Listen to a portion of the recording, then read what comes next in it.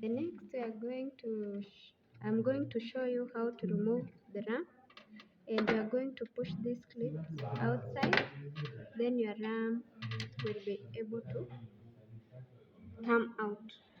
So then while we are returning it, you ensure that you push it inside and make sure that you don't touch this part of the aluminium. So we are going to push it.